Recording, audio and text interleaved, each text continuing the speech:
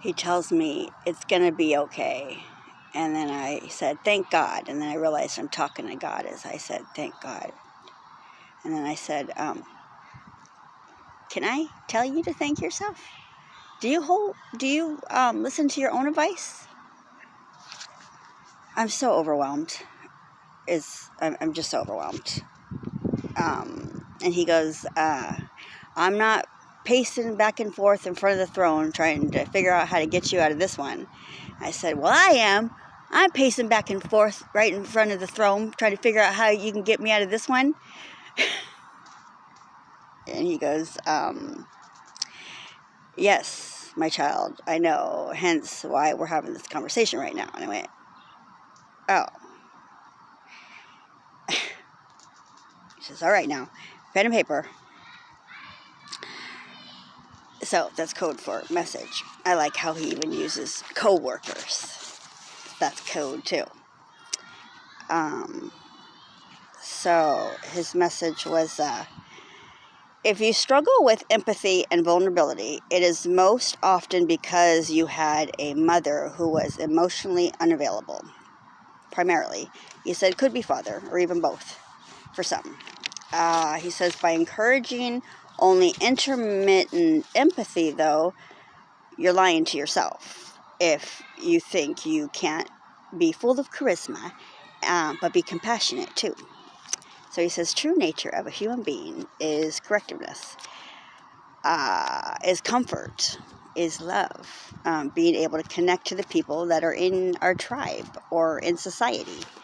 Not hedonistic, he said. He gave me another new word I gotta look up. And then he said, or narcissistic. And he said, not looking within, just still sitting with stuck. So, we're gonna dive into this topic. So, do you know what the 3 kinds of empathy are? And how to express them even? Empathy is a must-learn skill that brings more ease and understanding to your life and relationships. When a student tells you they're feeling overwhelmed, or your partner is working from home and is stressing, do you respond with empathy or do you react?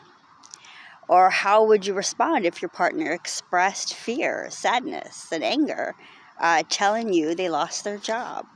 And it was right after you dipped into savings to build an addition to your house. The ideal would be to respond thoughtfully and empathetically, but many of us react. The thing is, not all empathy looks and feels the same. Just like not all sadness is the same, or happiness, or fear. You may have questions like, can a person have too much empathy? Or if I give empathy, will I take on the other person's emotions? Or how can I give empathy without the person getting even more emotional? We're going to cover the different kinds of empathy so you can choose what is appropriate for different relationships and situations. Empathy means to lean with compassion. This is a topic we're impassioned about at Heart Manatee, especially because empathy is so integral to emotional intelligence. Being compassionate and connecting with the people you love and work with. Think about the happiness of a weekend off work versus the joy of a wedding or the twisted pleasure of enjoyment of another's misfortune. Empathy has different facets too. In fact, empathy also comes from a German word meaning feeling in.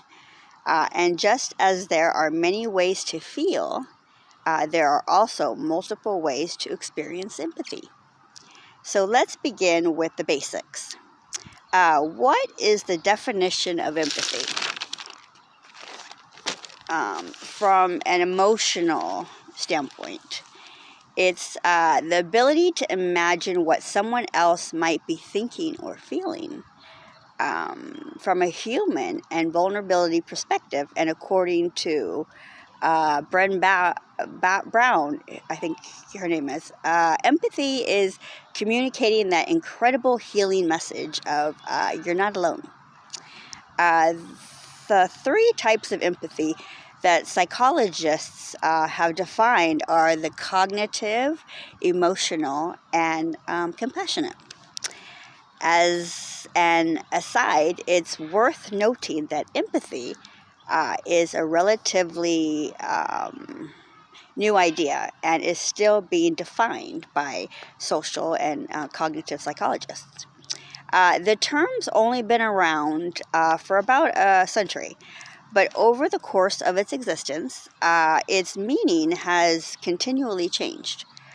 If empathy is a murky concept to you, just know empathy is important. And the type of empathy that you express or experience matters.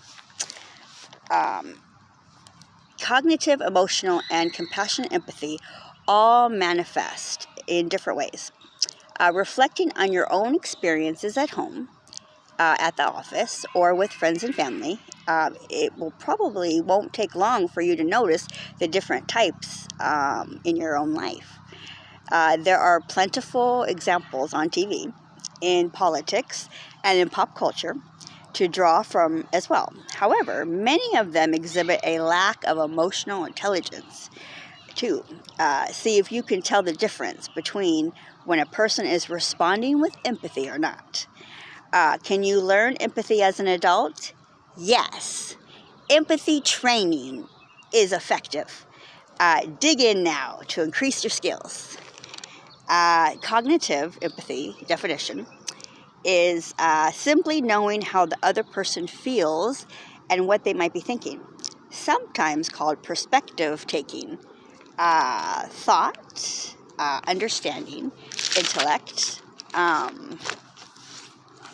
benefits. It helps in negotiations, even motivating other people, understanding diverse viewpoints, and is ideal.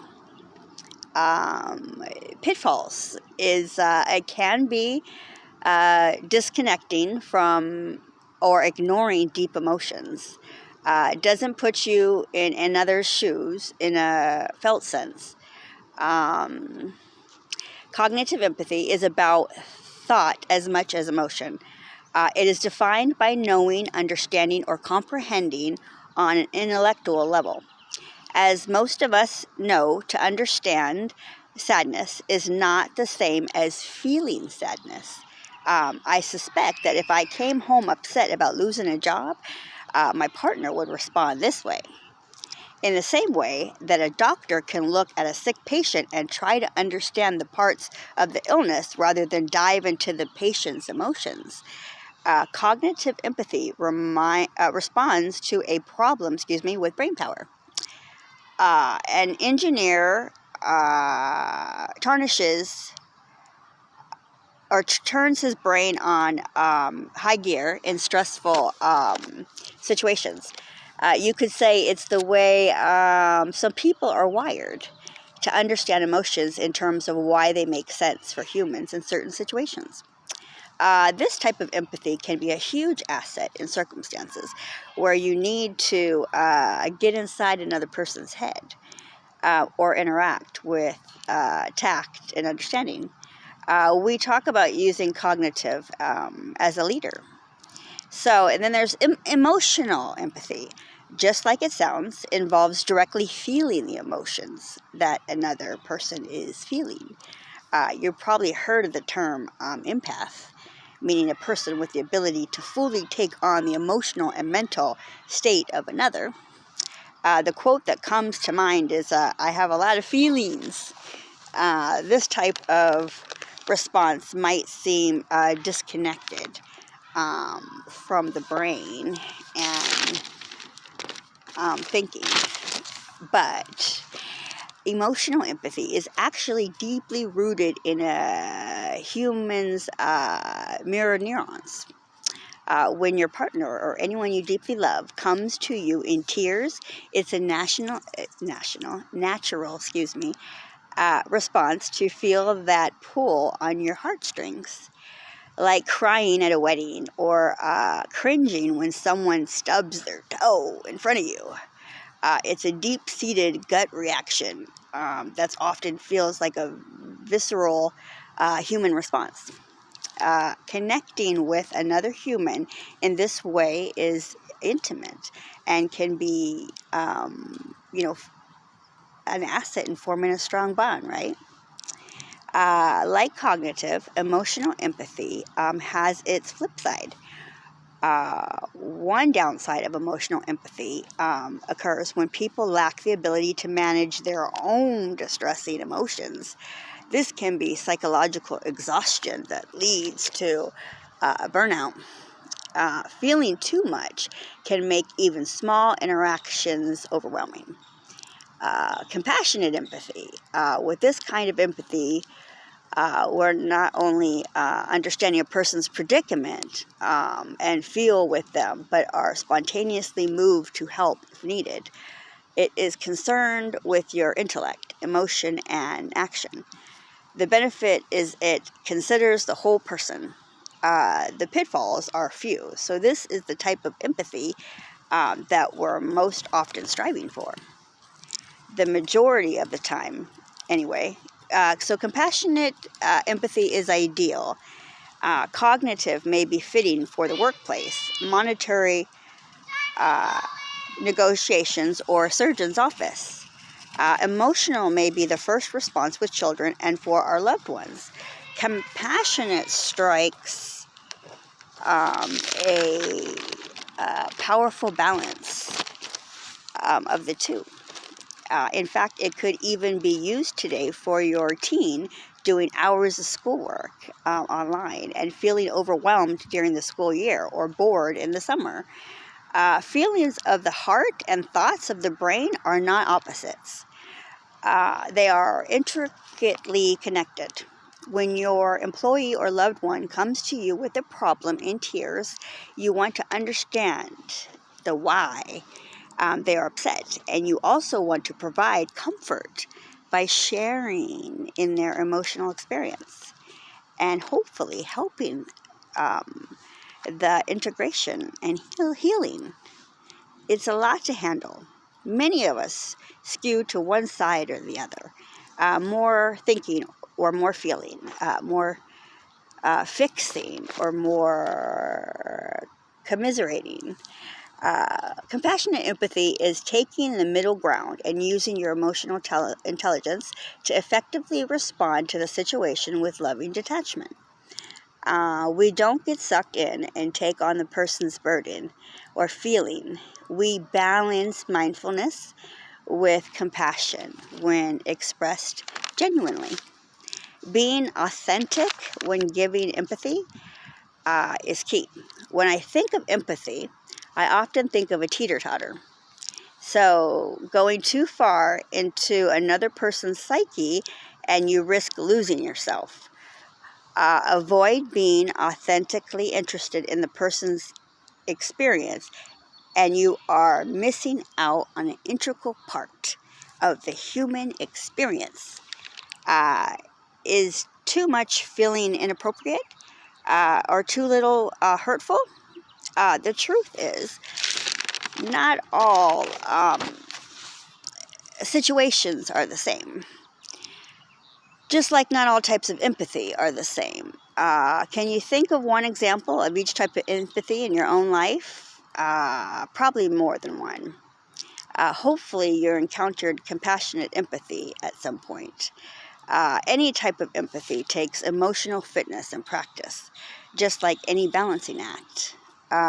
When you find that sweet spot where you can empathize effectively, whether navigating a workplace hurdle or comforting a loved one, it is absolutely worth the work. All right, guys, I'm going to get going. Talk to you soon. Bye.